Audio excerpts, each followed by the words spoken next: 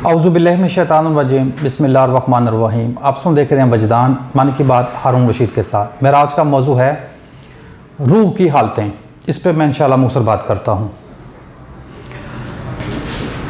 रूह इस दुनिया में आने से पहले, इस दुनिया में ज़ुहूर से पहले रूह खालिस शुरू होती है।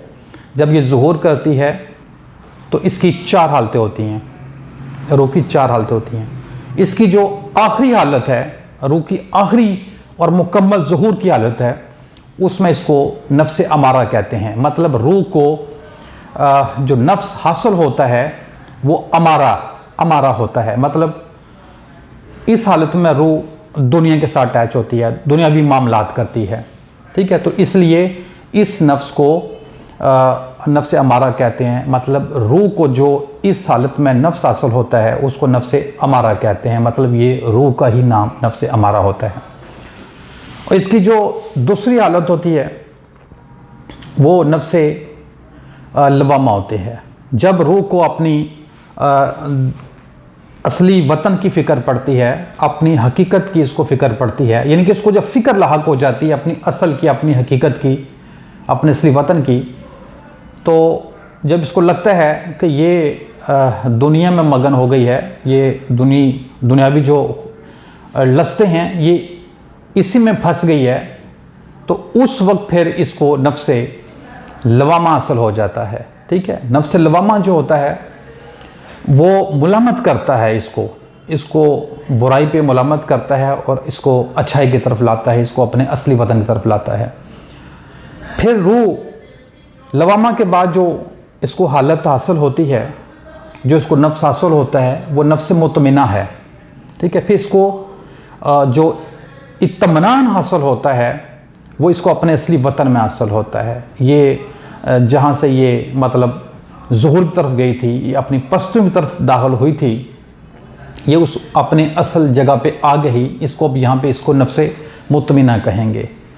ठीक है, तो अब इत्मीनान वाली जब ये जगह पे आ जाती है, अपने असली वतन में जब ये दाखिल हो जाती है, इसको इत्मीनान हासिल हो जाता है, फिर इसको रब की तरफ से खिताब होता है।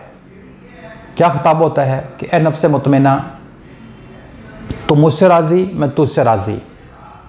ठीक है, दाखिल हो जा बीच मेरी जन्नत के, बीच मेरे बंदों के। ये जो इसको खिताब होता है ना, खिताब होने की हैसियत से इसको नफ्स मुल्हमा कहते हैं। यानी कि जो इसका इत्मीनान वाला मुकाम है, जहाँ पे इसने आना होता है, उसको इत्मीनान हासिल हो जाता है, तो उसके बाद फिर इसकी रब के साथ बातचीत होना होती है। ऐसी हालत में को नफ्स मुल्हमा कहते हैं। यानी कि अब ये खालिस रूह है मुल्हमा में, लेकिन अब भी इसको नफ्स ही कहेंगे, नफ्स मुल्हमा कहेंगे।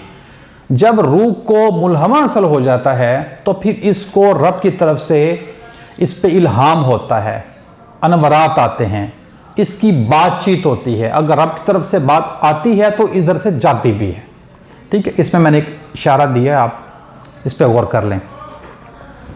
अब हम इसको एक दुनियावी मिसाल से समझ लेते हैं।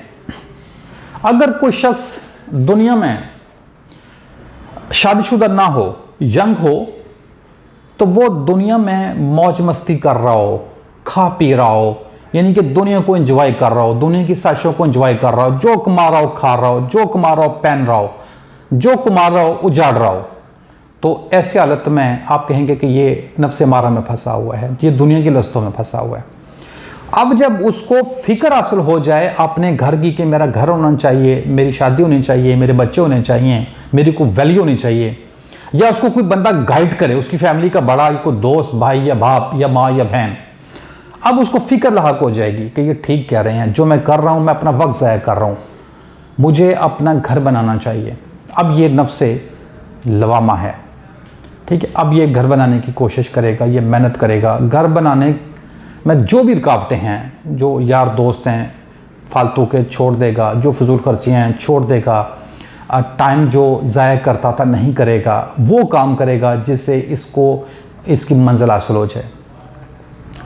ये सारी तैयारी है। अब ये घर जब बना लेगा तो इसको इत्मीनान हो जाएगा, ये मुतमिन हो जाएगा। अब ये उस जगह पे आ गया है कि अब जो बाकी की चीज़ें हैं वो आसानी के साथ कर सकता है।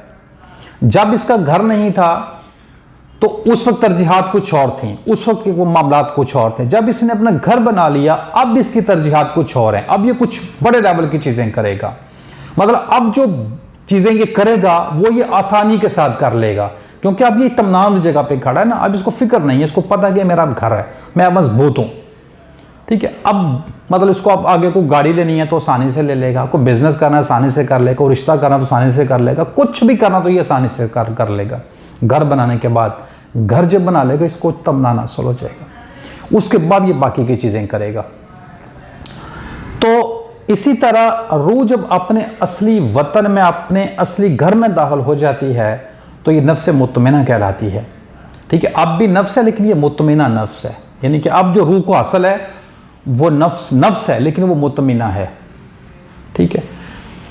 अब इसको जब खिताब हो रहा है तो खिताब होने की निस्बत से ये नफ्स मुल्हमा है, यानी कि नफ्स मुल्हमा इसको वो नफ्स हासिल है जिसमें ये प्योर खालिस रूह है और इसने इर्तकाई मनाज़िल तय करने हैं, ठीक है। इसने अपने रब की तरफ जाना है, इसने रब से बात करनी है, इसने रब की बात सुननी है, मतलब इसको रब की तरफ से इल्हाम होना है, ठीक है। तो अब मैंने ये मुख्तसर और बड़ा सादा सा अल्फाजों में मैंने ये बयान किया है कि रूह की ही 4 हालतें हैं जिनको नफ्स अमारा, नफ्स लवामा, नफ्स मुतमिना और नफ्स मुल्हमा कहते हैं। अब हम जितने भी लोग ये वीडियो सुन रहे हैं, ये देख रहे हैं, हमें ये कोशिश करनी चाहिए कि हमारा असली वतन कहाँ है, हम कहाँ से आए, हम बेघर क्यों हुए, हम यहाँ उस यंग लड़के की तरह ही परेशान कर रहे हैं, ठीक है। हमें अपने असली घर की, अपने असली वतन की फ़िक्र होनी चाहिए, ठीक है। अब हमें कोशिश करनी चाहिए, हमें मेहनत करनी चाहिए ताकि हम अपना उस इत्मीनान वाले घर में दाखिल हो जाएं। जब हम इत्मीनान वाले घर में दाखिल हो जाएंगे हमारी सारी फ़िक्रात ख़त्म हो जाएंगी, परेशानियां ख़त्म हो जाएंगी, हमें सुकून मिलेगा, हम जन्नत में दाखिल हो जाएंगे। अब हमें नफ्स मुल्हमा हासिल होगा, हमारा अल्लाह के साथ ताल्लुक़ बहाल हो जाएगा, हम अल्लाह की बात सुनेंगे, अपनी सुनाएंगे, हमें वो मुकाम हासिल हो जाएगा। मुझे उम्मीद है आप ये ज़रूर कोशिश करेंगे, ज़रूर मेहनत करेंगे। अगर इसके अलावा कोई मज़ीद जानना चाहता है तो वो मुझसे रब्ता कर सकता है, जितना मैं जानता हूँ मैं ज़रूर बताऊँगा। आप तमाम देखने सुनने वालों का बहुत शुक्रिया। अगर आपको वीडियो अच्छी लगे चैनल को सब्सक्राइब कर लें, वीडियो को लाइक और शेयर कर लें। मकसद ये है कि लोगों को हकीकत की गाही हो। अस्सलाम वालेकुम रहमतुल्लाहि व बरकातुहू।